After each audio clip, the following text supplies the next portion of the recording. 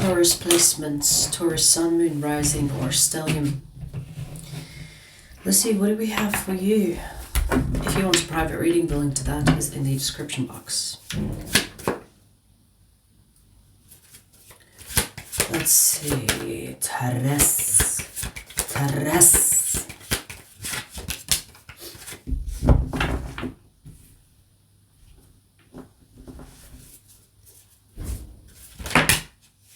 Wow, why are your cards coming out in reverse? Okay, Seven of Pentacles in reverse, King of Wands in reverse, Queen of Swords in reverse.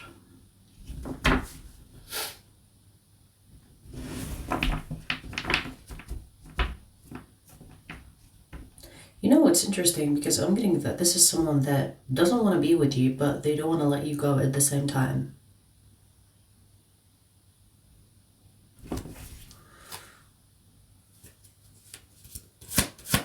Why are they torturing you?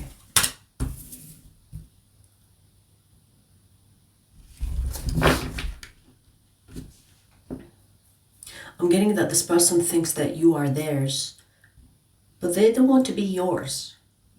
Does that make sense? So what's the point? Is it like a control issue where this person thinks, I'm not gonna let you go so that you don't get to be with someone else? Is it like some type of fucking cage, a game that they're trying to have over you? Yeah, they're punishing you. What are they punishing you for? In their head, they're thinking, you deserve this. I'm not gonna give you what you want, and I'm not gonna give you what you want. And I don't really want you, but I don't want to give you what you want. Huh?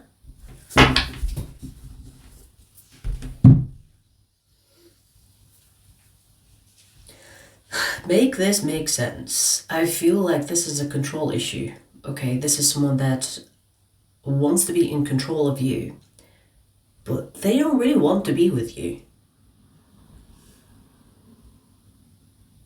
It's like, stay over there. I don't want anything to do with you, but I still want to control you from afar.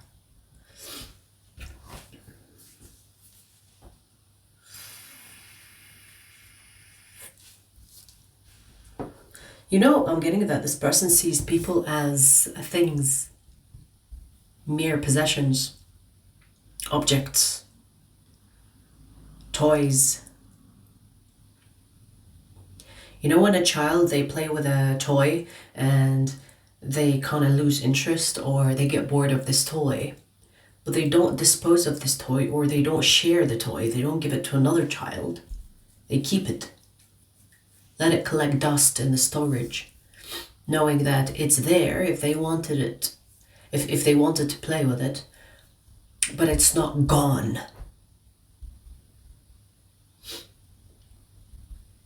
You have someone here that is representing this analogy. They don't want to play with you anymore, but that doesn't mean they want to give you away because they think that you are their possession. They can have Libra in their chart. For some reason, this person believes that you owe them your life. So maybe when you were with this person, they were giving you everything. And they think for some reason that you owe them your life. Especially if this person was like financially involved with you. I kind of see this pattern, like especially when it comes to people that spend on others or on their partners. They think that, you know, they own you just because they've been spending on you. So if they were spending on you, especially if they were spending on you financially, they think that they have bought you. It's like, you're mine. It's weird, I know, but you know, there are some people like that where they see people as, like, they see people with a price tag. I've spent so much money on you, you're not going anywhere. You're mine, to do with as I please. And it's so strange because usually when people don't want to be with you, they just leave you the fuck alone, right? This one is like, nah, I want to keep you around. I don't want to see you with another person. I don't want to see you move on.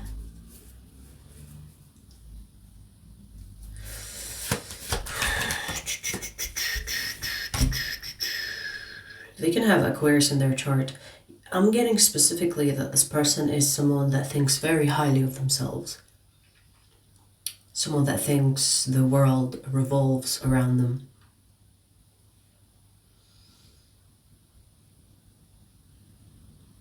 And, you know, they have been always like this. And when I say always, I mean since childhood. They've had probably parents, family members telling them that they are the best of the best and deserve the best of the best. And so they see themselves probably as the only human that exists, and everything else is like little pawns in their game. Even the people that this person ends up with and falls in love with, they still don't see that person as an equal, as a partner. They see them as an object of some kind, as something to gain, possibly when it comes to socially, but they don't really see people as people. Does that make sense? They don't really see people as people. They lack this connection, this relevance. They don't see people as people. They see them as things to gain, to lose, to play with. And you were no different, Taurus. You were no different. Maybe in their own fucked up, weird way, they loved you. But they are no longer feeling whatever that they felt for you. And it doesn't seem like real love, okay? It's obvious. Because people that really love you, they don't see you as an object of some kind or see you as, you know, a thing that they can play with. They can think it's love by desiring you, but desire on its own, it's not love, right? So a lot of people think that desire is love. These people have never experienced love, probably, for them to have a good comparison. Because some people spend their whole lifetime thinking that they have loved someone when really it's just desire.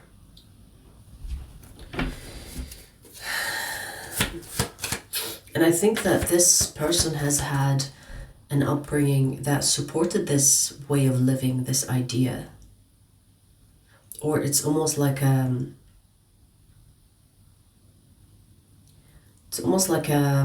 do I say this?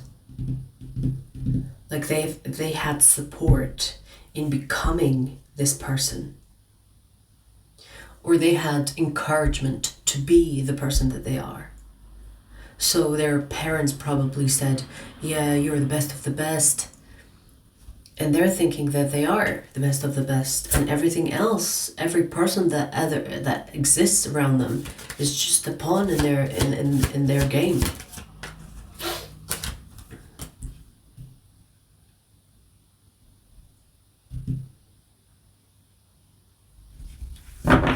You know, you could teach this person about love day and night, and they still will miss the point. For example, if you tell this person love is unconditional, love is sacrificial, they'll look at you stupid. What do you mean by that? That's just dumb. They can't really wrap their head around that. A lot of people don't. A lot of people don't understand what unconditional love is. They think unconditional love is the conditional one. Because, I mean, don't get me wrong, there is love with conditions, but it's not unconditional love. I mean, it's in the name, unconditional love. You know, the type of love that is like, even if we're not together, I love you. From a distance, I wish you all the best, bye-bye. So even if you don't end up together with someone, If you love them unconditionally, you don't really care if they don't choose you. You love them anyway. It's like, I love you the way you are. Even if you are a piece of shit, it's okay. Go over there. I'm not dealing with you.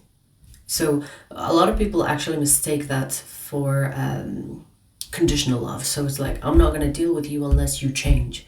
Unconditional love doesn't mean tolerating abuse. It means that you will send them on their way and wish them all the best and still have love for them in your heart. That is unconditional love. Unconditional love does not mean you have to tolerate abuse. Because a lot of people think when they hear unconditional love, they think, oh yeah, you're probably a doormat. No, we're not talking about doormats. Okay? In fact, being a doormat comes with conditions. So unconditional love does not mean tolerating abuse. You love a person whether they are with you or not. You love a person whether they are in their dark or light. You love a person whether they are close to you or not. So there's a difference. So you have someone here, Taurus, that doesn't know what love is, and the idea that they have about love is so distorted from a very young age, probably from their parents. You know, they've seen their parents as an example. Even if their parents were not divorced or nothing bad has happened, but they still see it as a desire based, or maybe there was cheating involved, unequal partnerships. So one of their parents was the doormat and the other one was the dominant, or there was no equal give and take. That is what this person sees as love. It's like a possession. Probably one of their parents wanted divorce, but the other person said, no, you're mine, you're not going anywhere, but they're still cheating. You know, it has that dynamic. What will people say? So we pretend to be together in front of people, but behind closed doors, we're both cheating. Or at least one of them is, or was. And maybe this person saw that is what love is. It's this game. It's empty. They don't know, but they think it's real love. But it's all based on desire, lust, and possession.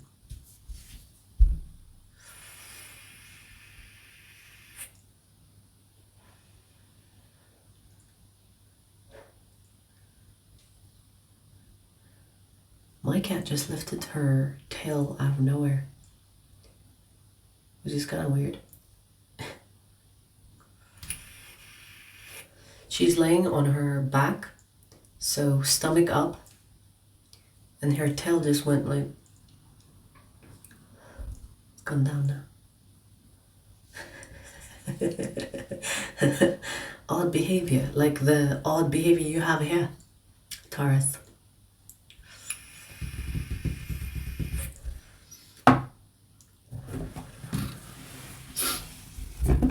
You need to understand that sometimes people will not they will not see things the way you see them.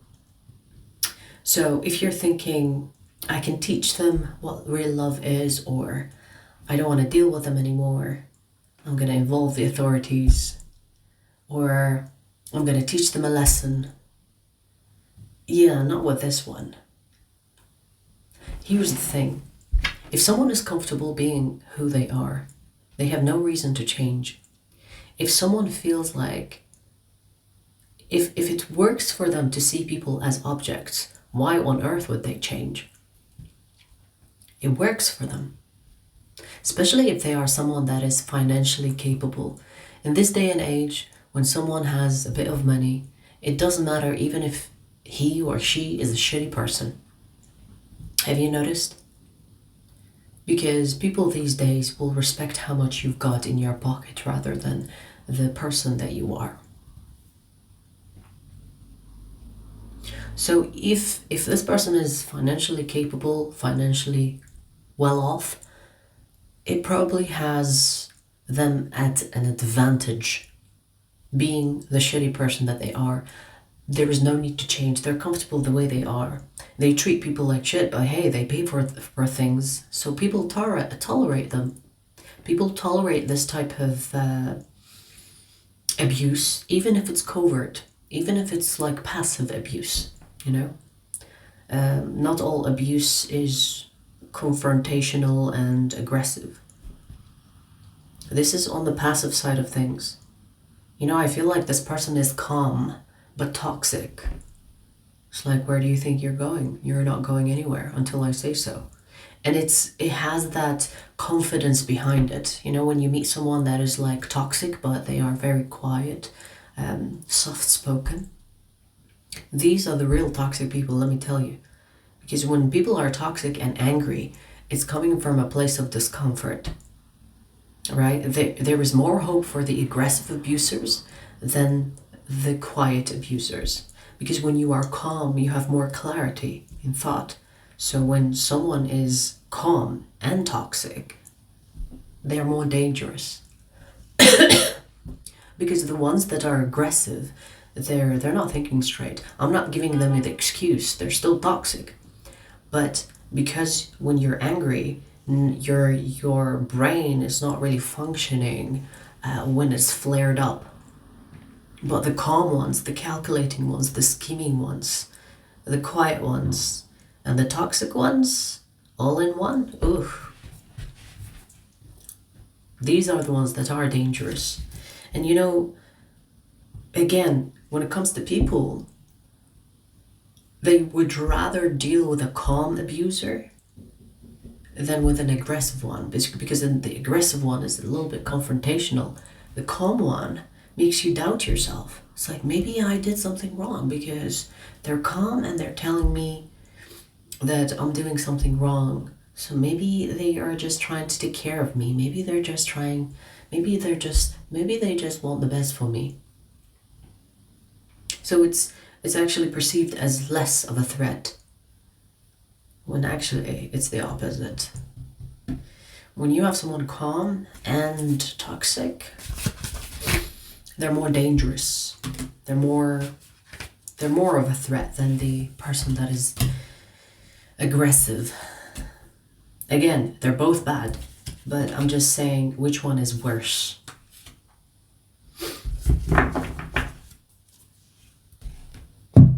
Yep, and we are the last card of your reading, the bottom of the deck, we have the Devil. Beautiful way to sum it up.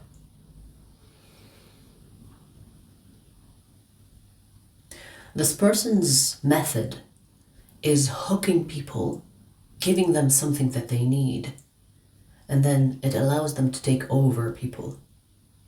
And that is the type of person that you have dealt with or still dealing with. So even if you are in separation from this person, you are not free from their grip. In whatever way that they are doing this to you, you are not free from this person. They still have some type of power over you, even if you're not together. Some of you, I feel like you are still with this person. Some of you are separated, but they're still involved. Yeah, they have no intention to let you go, Taurus. I feel like the best thing to do here is possibly to hire a lawyer, solicitor, just in case this person tries to overstep. Especially, I'm talking about the ones that are separated. Because I don't see this person. I don't see this person letting you go. And you might, I feel like even if you take them to court or some shit, I feel like this person has some type of support from their parents, family. Maybe they make good money. They will hire a good lawyer. So it's kind of like a sticky situation you have here.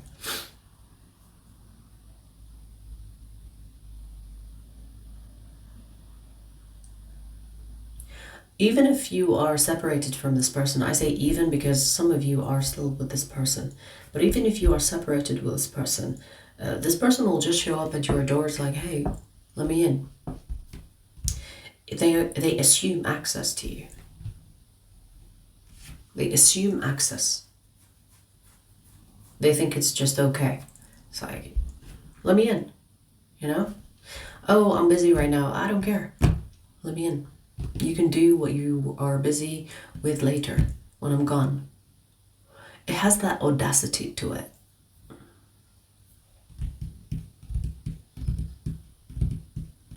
So I'm not sure why this message is coming to you. Maybe this is to let you know, hey, you need to have some type of exit plan. Even if you have one, you need to consider this person's reaction and how they could retaliate, how they could prevent it. Because let me tell you, they have no intention to let you go. Even if it means they don't want to be with you. Because I see that. They don't want to be with you, but they're not letting you go. Especially if you have a child. Especially if you have a child with this person.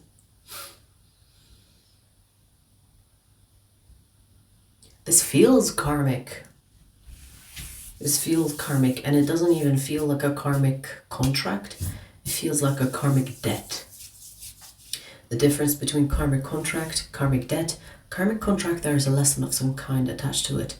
Karmic debt is basically just pure suffering. So, I don't know if you did something that made you deserve this shitty person, or it feels karmic. I don't really see it. I mean, we do have the justice here, but it's giving that type of unnecessary suffering, if you know what I mean. It's giving that vibe. Because there is no lesson here. It feels like this is more about the suffering itself rather than what this can teach you. FYI, I guess, I don't know why this message is here. It's not even giving me advice in regard to this. But the only thing that I can think of is you need to kind of prepare better. If you underestimate this person, Taurus, big mistake. Big mistake. Big mistake. Do not underestimate this devil. Okay? That is your first message, Taurus. I'm gonna do another message.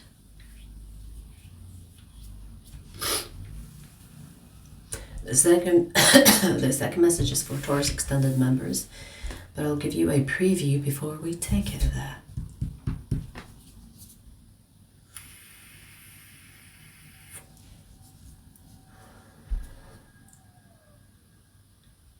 Fucking electric cars.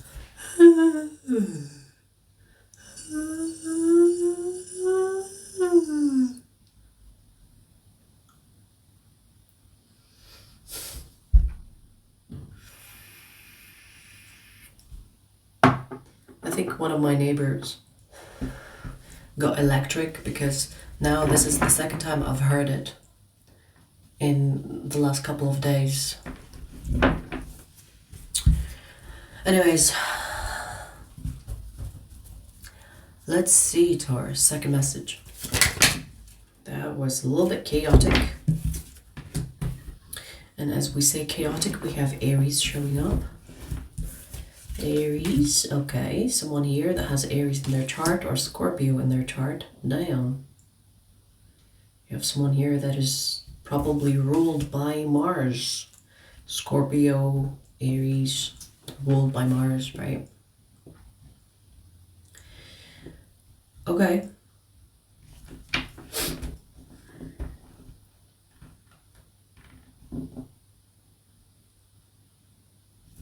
Wow, interesting. So this is someone that you've dealt with before.